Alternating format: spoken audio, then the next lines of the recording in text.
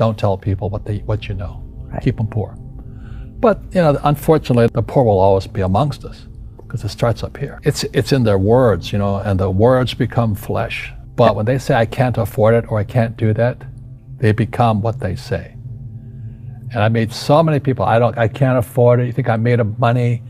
My PhD dad, he says, what do you think I am, made of money? I can't afford that. And my rich dad would say, that's why he's poor. Poor people say, I can't afford it, I can't do that, I don't have time. Because it's an escape. It's an escape, you know what I mean? It's easy to say, I can't afford it. Oh, I'm too tired. Oh, I can't go to the gym. When you could go to the gym, but no, I can't. Truth is, I'm just too lazy to go to the gym. A question opens the mind, a statement closes the mind. See, when you say, I can't afford it, your mind shuts down, and you become what you say. But the thing is that we become creatures of our own habits. And until we break the habit, we don't change. Poverty is passed on. It's taught in your families. And middle class is taught in families. And so the people right now who are sitting at home, who are struggling financially or worried about money or unhappy, they may be making a lot of money, but unhappy with what they're doing, it was probably taught to you. Your superego was taught, get a job, work hard, or you'll never be rich, or the rich are evil, or whatever. If you're poor, you'll always be poor.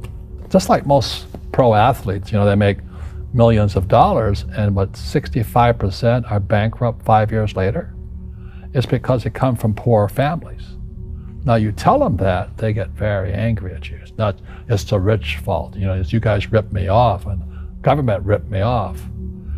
But unfortunately, it's passed down genetically. That's the frightening thing. We've got to change what we teach our kids. So I remember raising my hand when I was 9 years old, talking to my fourth grade teacher, and I said, when am I going to learn about money? She says, the love of money is the root of all evil. We don't teach money at school. I said, why not? And she couldn't answer me, and she got very flustered. She says, go ask your father. He's my boss.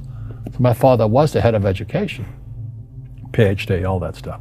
I go home and ask him, I said, why don't we learn about money in school?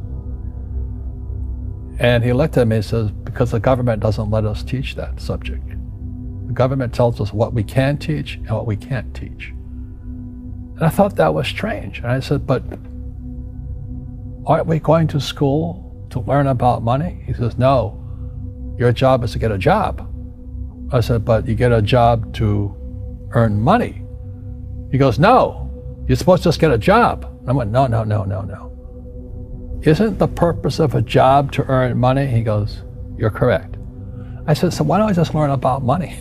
I can skip the job part, And he got flustered and he said, look, if you want to learn about money, why don't you ask your best friend's father about money? So I asked him. He says, because Mike's father is an entrepreneur. And I said, what are you? He says, I'm an employee. I'm a government employee. And I went, oh. What's the difference? He says, the difference is an entrepreneur must know about money, or they're no longer entrepreneurs. And he says an employee doesn't have to know anything about money, because the government will take care of them, the company will take care of them. Money on one condition, and that condition was he would never pay me. He says, the moment I pay you, you think like an employee. He says, that's the trap. Entrepreneurs work for free. And now I'm 9 years old, my head's cracking in half. He says, you never want a paycheck. You understand that, kid? I said, okay, I got it. And he says, well, how do I make money? He says, that's what entrepreneurs figure out. It's a cat, which comes first, a cat or the cat chasing its tail. And I said, so how do I learn about money? So he would just break out a Monopoly game board. So I would work for free. I'd pick up cigarette butts, and he had hotels and restaurants, and I would clean and do menial tasks. And as I got older, I started getting into office work and marketing and accounting, and I was an apprentice basically, but I always worked for free. He says that the moment you accept the paycheck, your brain goes dead. As long as you're hungry, you'll think. And he was a great, great teacher. You see, most teachers in school They're out of ethics. They teach subjects they themselves don't practice. A fake teacher is somebody who just wants a job and they'll teach anything. They teach how to shine shoes if you pay them more money. But they really don't know what they're teaching. For example, my calculus teacher, went to military school in New York, and I asked the teacher, I said, I'm in my 3rd year of calculus now. I said, am I ever going to use this stuff? He goes, no. Said, why do you teach it? He says, because I get paid. I said, do you ever use it? He goes, no. And that's why, you have to, in life, one of the things I suggest to people, you got to find a real teacher versus a fake teacher. And a fake teacher is somebody who doesn't do what they teach. And a real teacher is doing what they teach every day. School systems are making our students weaker. So in school, they have these things called now trigger effects. So you can't, as a teacher, you can't say anything that might upset the student. They don't want anything that might jar their point of view. So if I went into school, I'd be thrown out because I threaten them. And to me, isn't school about opening your eyes and minds to new ideas? But that's now out of the system. So everybody's got to be PC, politically correct now. And it's killing us. It's killing the brains of our kids. They're going backwards.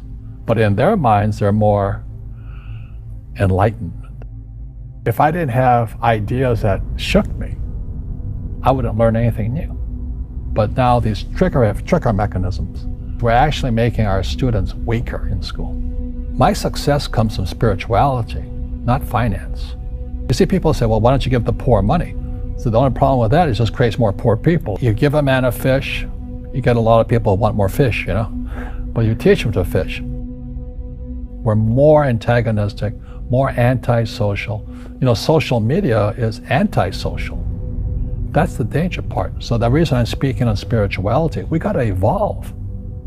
It means meditation, it means yoga, it means praying, it means going to church, whatever it takes. But you got to get back to calm and peace and meditation.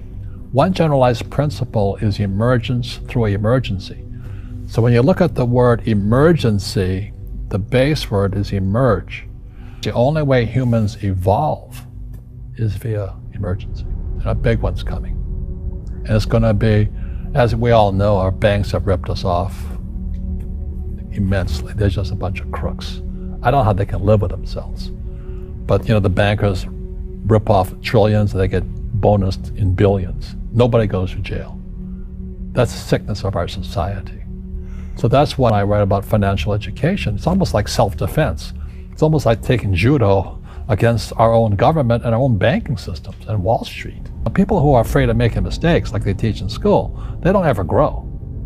Because spirituality is there's good and there's bad, there's right and there's wrong, there's up and there's down. Most people only want to be right. They only want to be positive. Well, you can't have that. That's not reality. Every time I failed, it was like, good. I said, okay, what have I learned? And the average person, the reason they're poor is they haven't failed. They play it so safe. They haven't made any mistakes like they taught in school. That means they don't learn anything. That's why the school system's actually fundamentally corrupt. It's anti-education. Don't make mistakes and don't ask for help. And if I didn't ask for help, I have my accountants, my attorneys, my bankers, and all that. I go into business like a rugby team. Boom, boom, and we kick butt. But the average guy is standing there, oh, I'm an A student, I'm going to do this all on myself, and a bunch of rugby players run you over, and you go, well, they're not playing fair. You're playing stupid. You should have a team. You should have accountants, attorneys, and bankers, and all that stuff. But that's not the game I want to play. I said, then don't play the game. So what I say to young people is, you find your game.